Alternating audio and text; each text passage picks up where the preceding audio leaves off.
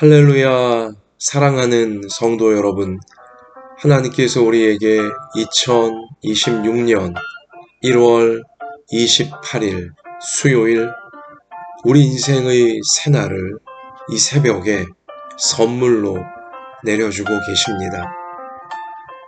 우리의 생명을 연장해 주시는 하나님께 우리 이 새벽 예배를 드리며 기도를 먼저 올려드립시다. 하나님 아버지, 지난 밤 동안도 우리를 지켜주시고 우리 생명을 지금 여기까지 지켜주시고 오늘 새 하루의 새벽에 우리 생명을 연장해 주사 하나님이 주시는 신비한 너무나 소중한 새 하루를 선물 받게 해주시니 감사합니다. 하나님, 생명의 이 날을 오늘 살아가게 될 때에 우리 한 사람 한 사람이 제가 나중에 후회하고 괴로워할 그러한 말과 그러한 마음과 그러한 행동과 그러한 길 이 새벽에 버리게 하여 주시고 나아가지 않게 하여 주시고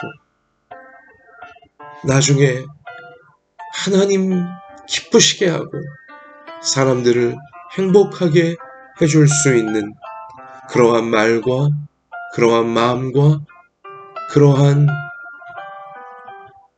우리의 행실과 그러한 길로만 오늘도 나아갈 수 있도록 우리 예배를 받아주시고 우리 자신을 받아주시고 하나님 인도하여 주시옵소서. 함께 해주시는 예수님 이름으로 기도드립니다. 아멘. 자, 하나님께서 오늘 우리 가운데 주시는 생명의 말씀은 구약성경 창세기 16장입니다. 구약성경 창세기 16장 1절부터 16절 우리 같이 이 새벽에 읽겠습니다. 새벽이 아니어도 좋습니다. 아침에 들어오시든 낮에 들어오시든 오후에 들어오시든 저녁이나 밤에 들어오시든 2026년 1월 28일 하나님의 말씀을 받고자 하나님의 인도를 받고자 우리 영상 예배로 들어온 우리 모든 한 분 한 분에게 하나님의 특별한 사랑과 특별한 은혜와 놀라운 도우심이 함께 하실 줄 믿습니다. 자, 창세기 16장 1절부터 16절 같이 읽습니다. 아브라함의 아내 사레는 출산하지 못하였고 그에게 한 여종이 있으니 애굽 사람이요 이름은 하갈이라. 사레가 아브라함에게 이르되 여호와께서 내 출산을 허락하지 아니하셨으니 원하건대 내 여종에게 들어가라. 내가 혹 그로 말미암아 자녀를 얻을까 하노라 하매 아브라함이 사레의 말을 들으니라. 아브라함의 아내 사레가 그 여종 애굽 사람 하갈을 데려다가 그 남편 아브라함에게 첩으로 준 때는 아브라함이 가나안 땅에 거주한 지 10년 후였더라. 아브라함이 하갈과 동침하였더니 하갈이 임신하매 그가 자기의 임신함을 알고 그의 여주인을 멸시한지라. 사레가 아브라함에게 이르되 내가 받는 모욕은 당신이 받아야 옳도다. 내가 나의 여종을 당신의 품에 두었거늘 그가 자기의 임신함을 알고 나를 멸시하니 당신과 나 사이에 여호와께서 판단하시기를 원하노라. 아브라함이 사레에게 이르되 당신의 여종은 당신의 수중에 있으니 당신의 눈에 좋을 대로 그에게 행하라 하매 사레가 하갈을 학대하였더니 하갈이 사레 앞에서 도망하였더라. 여호와의 사자가 광야의 샘물 곁 곧 술길 샘 곁에서 그를 만나 이르되 사레의 여종 하갈아 네가 어디서 왔으며 어디로 가느냐. 그가 이르되 나는 내 여주인 사레를 피하여 도망하나이다. 여호와의 사자가 그에게 이르되 내 여주인에게로 돌아가서 그 수하에 복종하라. 여호와의 사자가 또 그에게 이르되 내가 내 씨를 크게 번성하여 그 수가 많아 셀 수 없게 하리라. 여호와의 사자가 또 그에게 이르되 내가 임신하였은즉 아들을 낳으리니 그 이름을 이스마엘이라 하라. 이는 여호와께서 내 고통을 들으셨음이니라. 그가 사람 중에 들나귀 같이 되리니 그의 손이 모든 사람을 치겠고 모든 사람의 손이 그를 칠지며 그가 모든 형제와 대항하여 살리라 하니라. 하갈이 자기에게 이르신 여호와의 이름을 나를 살피시는 하나님이라 하였으니 이는 내가 어떻게 여기서 나를 살피시는 하나님을 배웠는고 함이라. 이러므로 그 샘을 브엘라의 로이라 불렀으며 그것은 가데스와 베레 사이에 있더라. 하갈이 아브라함의 아들을 낳음에 아브라함이 하갈이 낳은 그 아들을 이름하여 이스마엘이라 하였더라. 하갈이 아브라함에게 이스마엘을 낳았을 때에 아브라함이 86세였더라. 아멘. 자, 아브라함과 사라 부부가 하나님의 말씀을 따라 하나님을 믿음으로 가나안 땅에 지금 오게 된 지 10년여의 시간이 흐른 시점이었습니다. 어느덧 아브라함의 나이도 85세가 되어졌죠. 할아버지이죠. 사라 역시 할머니이고요. 자, 하나님의 말씀은 10년 전에 아브라함에게 또 사라에게 이미 임했습니다. 자식을 주시겠다는, 자손을 주시겠다는 말씀의 약속이었고요. 또한 가나안 땅을 너와 네 자손에게 주시겠다는 하나님의 말씀의 약속이었습니다. 그렇게 하심을 통해 땅의 모든 족속이 아브라함 통하여 하나님의 복을 받게 될 것임을, 그렇게 복이 되라고 하나님께서 약속해 주시는 말씀을 주셨죠. 자, 그런데 10년의 세월이 흐르는 동안 아브라함과 사라 부부에겐 여전히 자식이 없었습니다. 여전히 자식을 출산하지 못하고 있었어요. 당연한 것이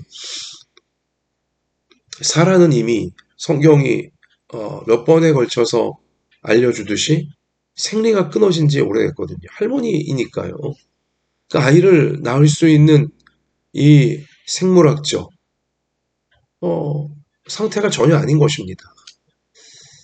그런데도 하나님은 아브라함과 사라 부부에게 너의 몸에서 아들이 출산될 것이다. 너의 몸을 통해 아들을 낳게 해줄 것이다. 하나님이 약속을 하셨단 말입니다. 그러나 10년의 세월이 흐르는 동안 아이는 생기지 않고 있고 출산은 고사하고 그런 상태였죠. 자, 그런데 이 대목에서 오늘 창세기 16장 2절에 사라가 아브라함에게 뭐라고 지금 말을 하며 제안을 하냐면 2절에 사라가 아브라함에게 이르되 여호와께서 내 출산을 허락하지 아니하셨으니. 여러분, 이게 지금 맞는 말이에요? 이게 지금 옳은 말입니까? 사라가 출산하지 못하도록 하나님께서 막고 계신 거예요? 여기 하나님이 허락하지 않고 계신 거예요? 이건 아니죠. 사라가 속상해도 또 아이가 이미 말씀 믿고 기다린 지 10년이 되었건만 아직 아이가 생기지 않는다고 해서 하나님이 이미 주신 말씀을 믿지 않고 이미 주신 말씀을 완전히 외면해버리고 하나님은 출산을 허락하지 않고 있다. 하나님은 내가 출산하는 것을 허락하지 않고 있다. 이렇게 표현을 바꿔버리면 안 되는 거예요. 하나님은 분명히 아브라함과 사라 부부 그들의 몸을 통해 아들이 출산되어질 거라고 하나님은 말씀하셨어요.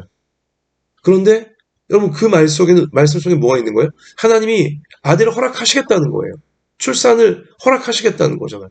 그런데 사라는 지금 완전히 뭐 정면 도전을 하듯이 하나님이 내 출산을 허락하지 않고 있다. 이렇게 표현을 바꿔버리면 안 되는 것입니다. 하나님의 말씀을 이렇게 자기 마음대로 뭐라 그럴까요? 완전히 다르게 표현하면 안 되는 것이죠. 하나님은 사라의 출산을 막 허락하지 않고 있지 않아요. 아직 때가 안 됐을 뿐이죠. 하나님께서 보실 때 가장 좋은 때가 아브라함에게나 사라에게나 그리고 그 태어날 자녀에게나 그 모든 이웃들에게나 그리고 온 인류를 위해서 아직 때가 아니에요. 때가 아닐 뿐이지 하나님이 사라의 또 아브라함의 출산을 허락하지 않고 있는 게 아니에요, 지금. 그런데 사라는 하나님이 허락하지 않고 있다. 이렇게 말해버리는 어리석음을 그리고 조급함 또 아니면 교만, 불신앙에까지 표현될 수 있는 이러한 볼멘 소리를 남편인 아브라함에게 쏟아 놓은 것입니다. 자, 우리도 조심해야 됩니다. 여러분과 저도 하나님이 나에게 약속하신 말씀이 있고 또 하나님이 우리 가정에 약속하신 말씀이 있고 하나님이 우리 교회에 약속하신 말씀이 있는데 또 하나님이 우리 시대에 약속하시는 말씀이 있고요. 그런데 내가 생각한 때에 하나님의 그 말씀이 이루어지지 않는다고 해서 하나님이 내게 주신 그 말씀은 이루어지지 않나 보다. 하나님이 이루어 주시는 걸 허락하지 않나 보다. 이렇게 우리가 함부로 미리 판단해 버리거나 아니면 함부로 잘못 판단해 버리면 안 되는 것입니다. 혹시 여러분과 제가 이 사라처럼 이렇게 하나님의 주신 약속의 말씀을 내가 원하는 때에 지금 이루어지지 않고 있다고 해서 무시하거나 하나님의 그 말씀을 틀렸다고 생각하거나 또 하나님은 그 말씀을 나에게는 이루어 주지 않으신다. 내게 이루어지는 건 허락하지 않으신다. 라고 우리가 마음속에 내 마음대로 판단해 버리고 있는 그러한 말씀은 없는지 또 그러한 지금 상황은 없는지 또 그러한 일들은 없는지 우리가 이 새벽에 좀 정직하게 스스로를 살펴보아야 할 것입니다. 자, 여러분, 그리고 나서 이 사라가 어떤 나름의 지금 방법을 추구합니까? 지금 보면 어처구니 없게도 첩을 들여서 남편에게 또 우리 부부가 자녀를 얻어보자 이렇게 제안을 하는 거예요. 하나님 말씀을 의심하게 되자 하나님 말씀을 믿지 못하게 되자 사라가 기껏 생각해냈다는 방법이 그냥 당시 아브라함과 사라 그 당시 그 시대 가나안 족속들이나 또 그들이 원래 과거 살았던 갈대아 우르 저 수메르 문명 그 메소포타미아 지역이나 당시에 이 첩을 들이는 문화가 너무 일반적이었습니다. 그러니까 세상 방식인 거죠. 세상 방식인 거예요. 첩들을 많이 들여서 그 배다른 자식들 또 어떤 그 부인들 엄청난 갈등과 엄청난 그 문제들이 있었건만 남자들의 이 정욕이 또 어떤 여자 이 아내들의 어떤 자식에 대한 그 욕구가 당시 노동력이 아주 필수인 또 그 능력이자 부의 어떤 척도였으니까 이 부인들도 어떻게든 애를 낳아야 되기 때문에 그러니까 이렇게 첩을 들이는 거 그래서 첩을 통해 자녀를 낳는 거 얻는 거 이건 세상적인 방식이었습니다. 음란하고 그리고 이 아주 혼란스러운 많은 죄가 틈탈 수 있는 이제 그러한 세상 방식 이걸 지금 하나님의 사람 사라가 하나님 말씀 의심하면서 남편에게 제안을 하고 있는 것이죠. 자, 여러분, 여기서 우리가 또한 조심해야 될 것이 있는데요. 여러분과 제가, 우리 신앙인들이 하나님 말씀을 의심하게 되잖아요. 그러면 결국 선택하는 게 뭐냐? 세상 방식이에요. 하나님이 내게 주신 약속의 말씀을 의심하게 되거나 하나님이 우리 가정에 주신 말씀, 우리 교회에 주신 말씀, 또 우리 시대를 올바르게 판단할 수 주시는 말씀을 의심하게 되면 이게 내가 원하는 방식으로 하나님의 말씀이 이루어지지 않네? 또 내가 원하는 때에 하나님의 이 말씀의 약속이 이루어지지 않네? 이러면서 하나님 말씀을 의심하게 되어지면, 그리고 하나님의 능력을 의심하게 되고 하나님을 의심하게 되어지면 기껏 우리가 찾아낸다는 그 다른 대안이, 다른 어떤 해결책, 다른 방식이 기껏해야 뭐예요? 세상 방식이라는 거예요. 세상 타락한 방식이라는 거죠. 사라가 하나님의 자녀를, 아들을 주시겠다 말씀 사라가 의심해 버리자, 믿지 못하게 되어지자, 믿지 않게 되어지자 기껏 사라가 해결책으로 제시하는 방식이 뭐예요? 지금 붙잡고 있는 방식이 뭐예요? 타락한 세상의 방식인 첩을 남편에게 주는 거죠. 첩을 통해 자식을 낳아보자고. 이게 뭡니까? 이게 뭐예요?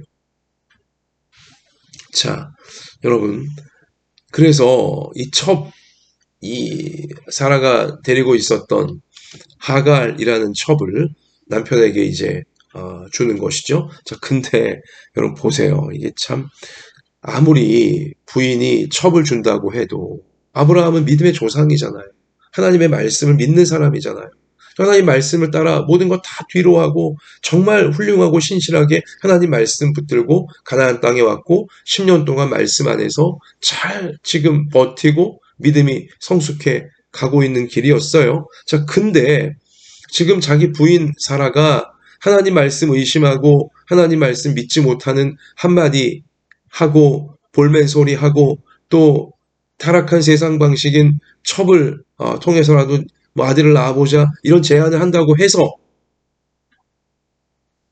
믿음의 사람 같으면 정말 하나님 말씀 굳게 믿고 자신과 자기 부인과 자신에게 속한 사람들을 이 타락한 세상으로부터 지키기를 원하는 그러한 믿음에 굳게 선 남편 같았으면 망측하게 무슨 소리냐고, 첩을 왜 드리냐고, 나한텐 당신밖에 없다고, 또 하나님께서 분명히 나와 당신을 통해서 아들을 주시겠다 약속했으니 기다려보자고, 하나님이 약속하셨으니 기다려보자고, 망측하게 무슨 첩을 왜 드리냐고, 이렇게 나왔어야 되죠. 그죠?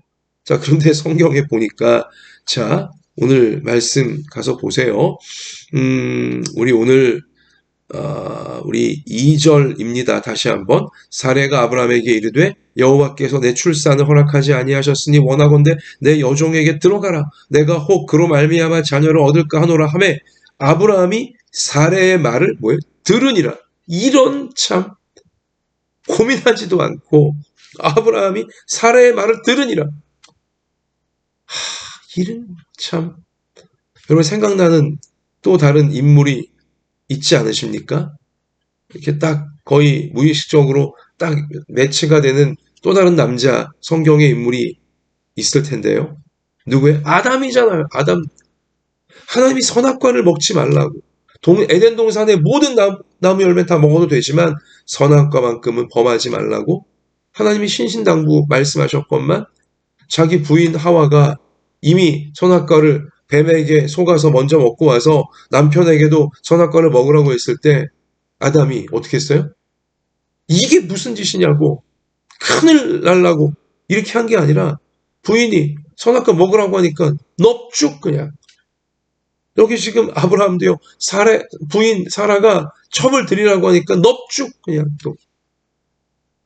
이게 남자인가 봅니다. 남자들이 여자한테 꼭 이런 거 같아요. 그죠? 너무 안타까운 장면이죠. 아담도 그랬고, 아브라함도 그랬고. 남자가 여자에게 약한 것 같아요. 그죠? 그게 남자인 것 같아요. 여자가 말하면 남자들은 그냥 넙죽 그냥 여자가 시키는 대로 다 그냥 하여튼 뭐 여기까지 그 부분은 여기까지 일단 얘기하고 하여튼 아브라함이 이렇게 그냥 첩을 결국은 드리고야 말죠. 여러분 첩을 드려 그래서 뭐 아담과 사라 부부 행복해졌습니까? 아니에요. 아니에요. 아니에요. 일단 하나님 말씀에 불순종한 것이었고 또 무엇보다 타락한 악한 세상적인 방식을 쓴 거잖아요, 지금. 이어지는 상황을 보면 이 첩인 하갈이 남편 아브라함과 동침한 다음에 덜컥 임신을 바로 해버리네요. 이야, 참. 자, 이렇게 덜컥 임신을 해버리고 뭐 급기야 이제 아들을 낳게 되어지는데 여기 오늘 성경 제일 마지막 16장 마지막 절에 아브라함에게 첩인 하갈이 아들 이스마엘을 낳아준 때가 86세라고 했어요. 자, 이것은 하나님 말씀에 불순종한 것입니다. 아브라함과 사라 부부가 비록 아들을 낳긴 했지만 첩을 통해 낳은 것이고 하나님이 인정할 수 없는 아들을 낳은 것이죠. 말씀에 지금 불순종하고 타락한 세상 방식을 통해 얻은 아들인 거예요. 하나님이 기뻐하시지 않아요. 하나님 말씀 의심하고 하나님 말씀 믿지도 않고 세상적인 방식으로 얻은 거니까. 성경이 일부러 그래서 86세에 이런 일이 벌어졌다라고 알리셨고 그리고 바로 이어지는 창세기 17장 1절 말씀 가서 보시면 아브라함이 99세 때에 여호와께서 아브라함에게 나타나서 그에게 이르시되 나는 전능한 하나님이라 너는 내 앞에서 행하여 완전하라. 하나님이 꾸짖는 거예요, 아브라함을 지금. 근데 하나님께서 자, 무려 몇 년간 아브라함에게 침묵하십니까? 사라에게 침묵하십니까? 이 이스마엘을 얻은 인간적인 타락한 방식으로 하나님 말씀 의심하고 믿지 못하면서 인간적인 방식으로 이 이스마엘을 낳은 86세 때부터 아브라함이 99세가 될 때까지 무려 13년 동안 하나님은 침묵하셨어요. 아브라함에게 침묵하셨습니다. 사라에게 침묵하셨어요. 하나님이 침묵하시는 그 기간 동안 아브라함과 사라가 얼마나 당혹스러웠겠어요. 당황스러웠겠어요. 하나님은 그러나 침묵하셨어요. 그리고 13년 만에 아브라함이 99세가 되었을 때 그에게 나타나셔서 그에게 임하셔서 너는 내 앞에서 행하여 완전하라. 말씀 의심하지 말고 말씀에 불순종하지 말고 타락한 세상적인 방식 또 쓰려고 하지 말고 하나님 말씀 믿고 하나님 말씀이 이루어지기를 기다리라고 완전하라고 하나님께서 꾸짖으신 거죠. 이 보세요. 인간적인 방법을 써서 아브라함과 사라 행복해지지 않았어요. 오히려 더 당혹스럽고 당황될 일만 뻥뻥 터지게 된 것이죠. 하나님 말씀 믿지 못하고 하나님 말씀 의심하고 또 하나님 말씀이 이루어지는 때를 기다리지 못하고 조급하게 그냥 남들 다 쓰는 것처럼 보이는 타락한 세상 방식을 따라가자. 그걸로 뭔가 해결해 보려고 하자. 해결되기는커녕 오히려 더 당혹스럽고 당황스러운 일들이 뻥뻥 터지게 되었다는 것입니다. 그리고 또 덜컥 하갈이 임신해 버리고 하갈은 임신했다고 또 교만하여져서 자기 여주인인 사라를 무시하고 또 그것 때문에 분통이 터진 사라는 남편 아브라함을 또 붙들고 막 바가지를 긁는 거죠. 내가 왜 이런 모욕을 당해야 되냐고. 이런 모욕 당신이 당해야지 하면서 남편을 공격하는 거잖아요. 관계가 이렇게 파괴되는 거예요. 그렇게 금술 좋았던 아브라함과 사라 부부 관계가 파괴되는 거죠. 타락한 인간적인 방법을 썼으니까. 타락한 세상적인 방법을 썼으니까. 하나님 말씀 의심하고 하나님 말씀 순종하지 않고. 결국은 어떻게 되는 거예요? 하나님과의 관계도 참 안 좋게 되어지고 부부 사이 관계도 안 좋게 되어지고 또 뭐 주인과 종 사이 관계도 안 좋게 되어지고 모든 관계가 다 깨어지는 거죠.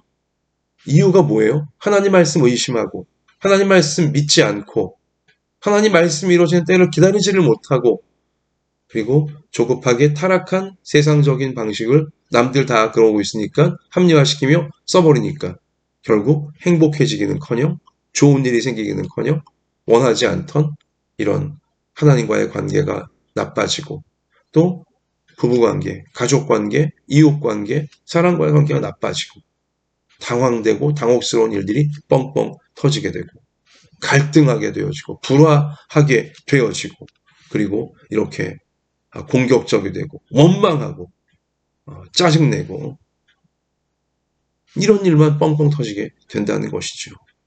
사랑하는 성도 여러분, 이 새벽에 우리 기도하시면서 또 오늘을 살아가시면서 한번 잘 생각해 보세요. 내가 하나님 말씀 의심하고 있는 부분은 혹시 없는지, 내가 하나님이 나에게 주시는 말씀을 믿지 못하고 있는 부분은 혹시 없는지, 그리고 하나님 말씀이 나에게 지금 이루어지지 않고 있는 것처럼 보인다고 하여서 하나님의 때를 기다리지를 못하고 타락한 세상적인 방식을 나도 따라가려고 하고 있는 그런 부분은 없는지, 내 자신이나 내 가족들이나 우리 성도들이나 그러고 있는 부분은 없는지.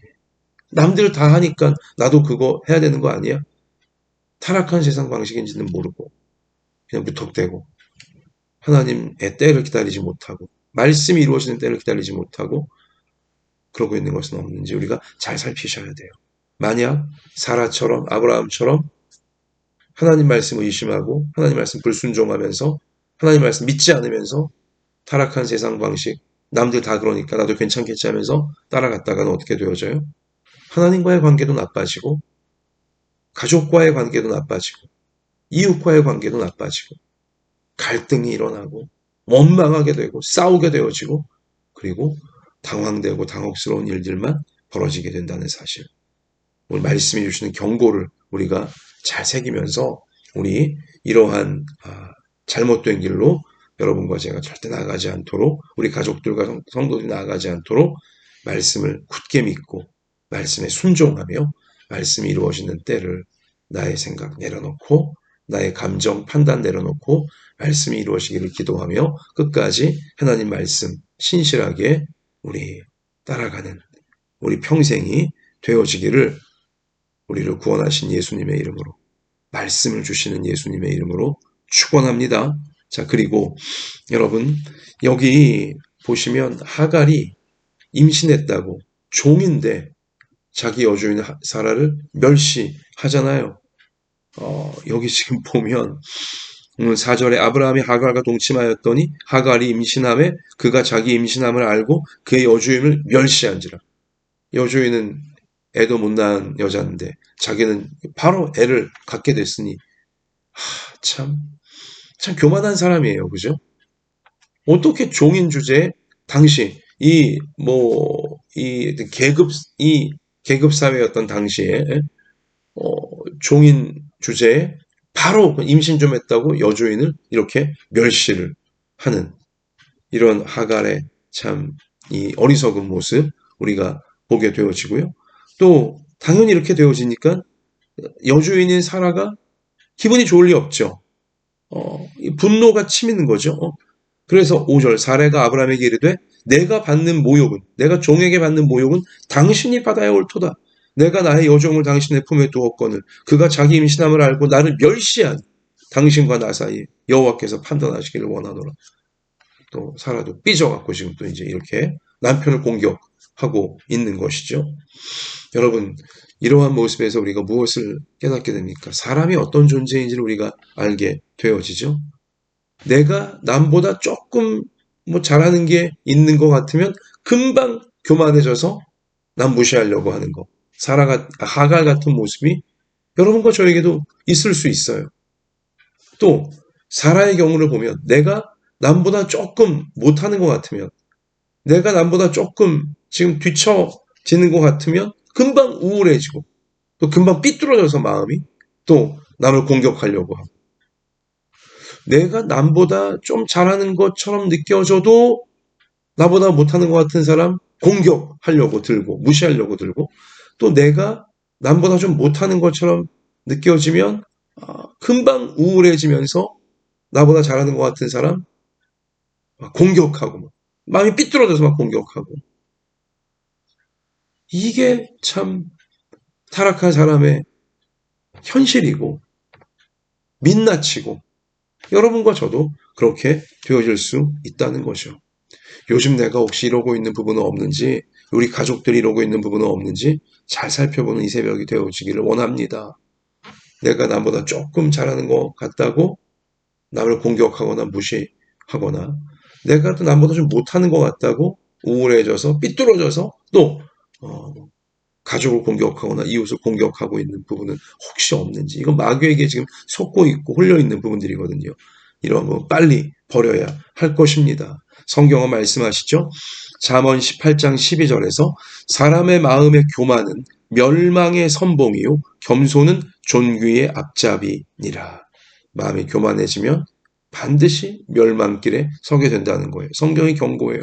겸손해야 존귀하게 되어진다. 알려주고 있죠. 잠언 15장 33절 여호와를 경외하는 것은 지혜의 훈계라 겸손은 존귀의 앞잡이니라. 자, 겸손이란 건 도덕적인 겸손만을 말하는 게 아니라 더 중요한 게 뭐예요? 하나님을 경외하는 것이, 하나님을 경외하여 교만할 수 없는 것이 바로 성경적인 겸손이죠. 그런 겸손한 자가 존귀하게 되도록 하나님 만드시는 거예요. 시편 147편 6절 여호와께서 겸손한 자는 붙드시고 악인은 땅에 엎드러 뜨리시는 도다. 아멘. 하나님은 겸손한 자, 하나님을 경외하여 교만하지 않으려고 하고 죄를 버리려고 하는 자, 하나님 말씀대로 살려고 하는 자, 그들은 붙잡아 주시고 악인, 교만한 자들은 땅에 엎드러뜨리시는 것, 심판하시겠다는 거예요. 잠언 13장 13절 말씀을 멸시하는 자는 패망을 이루고, 말씀 멸시하면서 자기 교만에 빠져있는 자들은 패망에 이르게 되어지고, 계명을, 말씀을 두려워하는 자는 상을 얻느니라. 아멘. 그래요. 하나님 말씀을 우리 믿고 하나님 말씀에 순종하면서 절대로 교만해지지 않도록 말씀으로 자기 자신을 세워가는 그러한 인생에게 하나님은 상을 주세요. 존귀한 인생으로, 아름다운 인생으로 만들어 주시는 거죠. 그러나 교만해지면 어떻게 됩니까? 하나님께서 패망시키는 거예요. 스스로 멸망의 길에 자기도 모르게 빠지게 되어지는 것이죠. 교만하지 않겠습니다. 하나님 말씀 앞에 겸손하게 따르겠습니다.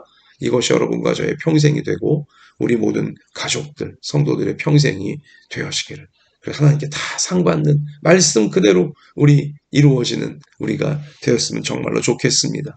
여러분, 마지막으로 이렇게 하갈이 교만 떨다가 결국은 집에서 도망치게 되어지죠. 사라가 가만히 있지 않잖아요. 주인이니까 학대를 하게 되는 거죠. 그러니까 집을 뛰쳐나와 이제 도망을 쳤는데 그냥 뭐 정처 없이 하나님이 다 보고 계셨어요. 하나님은 하갈도 불쌍히 여기십니다. 자, 아브라함 믿음의 이 가정 안으로 들어온 인생이기에 하나님이 하갈에게도 무조건적인 은혜를 베푸시는 거죠. 그래서 정처 없이 광야로 도망간 하갈에게 하나님은 사자를, 천사를 보내시는 거죠. 그리고 하나님의 메시지를 그에게 이제 알려주시는 겁니다.